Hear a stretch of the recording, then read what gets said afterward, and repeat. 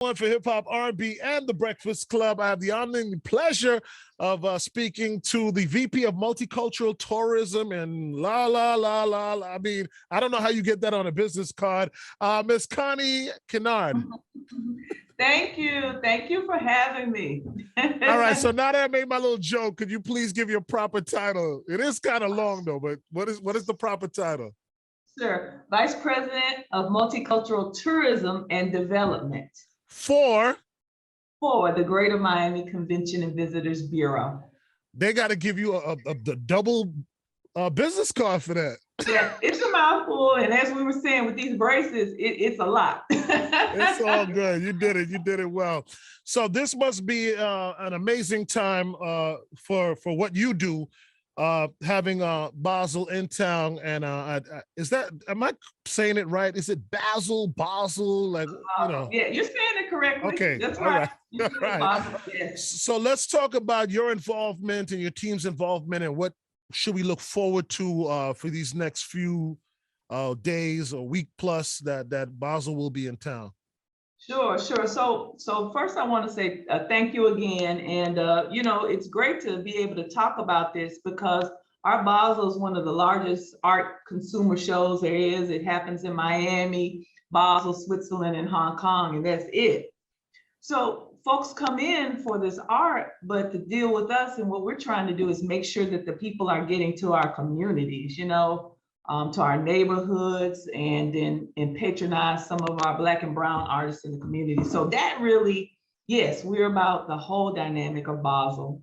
But we also have this program called Art of Black Miami that we really try to promote while these 100,000 plus they're anticipating, you know, for this weekend come in, that they also get out and about and support some of the artists in the various neighborhoods. Can you explain why is that so important for our community? Why is that so important to have this type of program go on during BASEL? Right. So it's a layered approach. So number one, you know, Miami is a creative destination. We're creative here. I think sometimes over the years, outside of this market, people don't think that we have this here. They just see kind of one thing, if you will. But Miami is multi-layered and we're very creative. So I think it's important. I blame LeBron James. Oh, no. Taking my talents to South Beach. Everybody thinks the whole of Miami is just South Beach, you know, like 2 miles. Right. You know, it's wonderful that we have that hook. Nobody else has that. That's one of the reasons Miami is kicking butt as far as bringing people back, because people love what we have, but we have so much more. So to your question, it's important because we've got these artists here, and we all know that it's hard sometimes making a living in that creative space. And so number one, we need to support our community in those things. And so that's very important. We want people to buy art. You know, it's not there are museums involved, but it's not about just coming to look at the art. Oh, it's pretty standing there. We really are encouraging people to purchase art. If you haven't purchased art before, I know when I was younger, I purchased, matter of fact, I know this is on the radio, but you see this first piece of art I purchased, I did it like a layaway plan. So, and I was much younger, so young or old, there are things that can be done in our community. So it's important for that, but there's a ripple effect. If you go to our community looking at art, you also might go to the restaurant that's around the corner, or you might hit that other store that's around the corner. So it becomes an economic driver, not just for the artist, but for the things that surround the entities. And it also may make somebody say, hey, I was over in Overtown and I don't know, hit the Red Rooster. I was over at the Lyric. They tell their friends. So the next time they come to the beach, but they might say, hey, I'm gonna go over to Overtown because of this referral. So it's a trickle effect, a ripple effect, and that's why it's so important. No, I agree with you. And, you know, previously I didn't understand art, you know, like I didn't understand how to buy it, you know, so Yeah. that was the biggest thing for me. So I would see something and I wouldn't know how to value it, you know. That's right. And then sometimes, like you said, that you know, that piece of beautiful artwork behind you, you did it in a payment plan. because that's how I used to view it too. I used to be like, well, you know, damn, I would like to have it, but I can't afford that. And then I would imagine what it would be in my head versus really, you know, asking and inquiring and seeing how I could obtain it.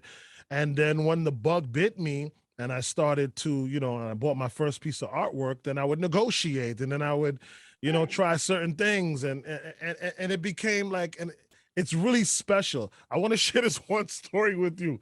I haven't told anybody. But I was at a club and an artist was painting the drawing of Jay-Z. And Mm. I just went to support my friend who was DJing at the club, DJ Don Hot, and the artist was in there painting this picture of Jay-Z. It happened to be Jay-Z's birthday that same night. He wasn't there or anything. And I was just fixated on him painting it, and it was in the club. So the paint he was using was like the glow in the dark and all of this. And I took his number and I got that painting Oh, and other wow. paintings from him, you know. Yeah. And then after that point, I made a choice that I was gonna, you know, I was going to put in my home Mhm. paintings from brown and black artists to support them, you know, because I just didn't Right. feel they got enough support. And so That's right. said, so done, you know, I'm like 20 You all paintings in. in. Yeah. You all in now. Once you get that bug, and you hit it on the head. Um, to your point, how to buy art, you know, and if anybody's listening, I'll share what I've heard, and you hit it on here. You buy art that you like. Because at the end of the day, what happens is you might have a piece that you like, you hang it up in your house, or you may pass it down generationally. It also can be an investment because it's a whole monetary thing as well. But at the end of the day, if you buy what you like, if you never sell it, you have something that you like.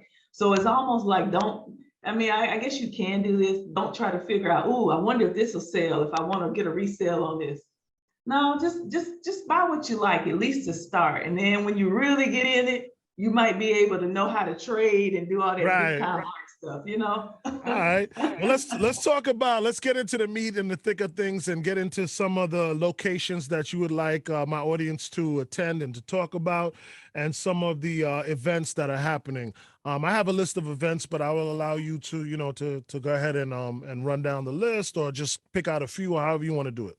Yeah, sure. So first I'll say, anybody listening can go to artofblackmiami.com, artofblackmiami.com, and check out some of the events that start, really have already started, but today all the way through Sunday. And then there are several exhibitions that really go on past this time frame. And I do want to say Art of Black Miami and the Art in Miami is 365. So, you know, tell your friends or whatever that they can come in here anytime, although this is the high season. You know, there's several fairs going on. The Lyric Theater, Black Archives, they have an event that kicks off tonight called If These Streets Could Talk. And it's really about Black Miami. So I can't wait to go to that. Let's see here. Point Comfort Art Fair. Also in Overtown, they're doing an HBCU showcase exhibit. So that should be very good and cool. Let's see, Little Haiti has an art fair that will kicks off this week and will go all the way through Sunday. The Muse Arts and Cultural Festival in Little Haiti Those are my will go on. peoples. Yeah, and Bart told me, if y'all know Bart Naturally, that Saturday is really gonna be the day. Actually, they're having an event, I think it starts at 8 p.m. and it goes on to about 2. I heard there are gonna be a lot of things there, so. Yeah. Bart always brings. I go to his show every year. Yeah, yeah. Bart always exceeds expectations. I always have a good Oh, time, absolutely. and I end up buying art from there too. So it's pretty cool. Yeah, yeah. Saturday, there is the annual Art Blues and Soul Festival in Liberty City. And they have Chrisette Michelle is gonna perform that, and that's on Saturday, starts around 3 p.m. Are they doing Soul Basil? Soul Basel. So Soul Basel is the platform under Overtown. So really Okay, anything in Overtown is called under the Soul Basel platform. got you. Thanks for explaining that because I Yeah, needed to yeah. understand So that. So they've Okay. come together as a community and branded. Little Haiti is kind of doing the same thing. They have its kind of art beat and muse. And so, the community is really stepping up the game in this art world. What are some of the ones that you have highlighted? Well, honestly, the ones you just mentioned, I've gone to the Lyric Theater before, and then Yeah, I always attend Bart's event as well, and end up getting some artwork from them. yeah, I go between the ones you mentioned, between Overtown definitely, and between Little Haiti, and then remember the Urban had opened for Basel when they originally had opened. I had did an event there. You remember the Urban over there in yes, Overtown?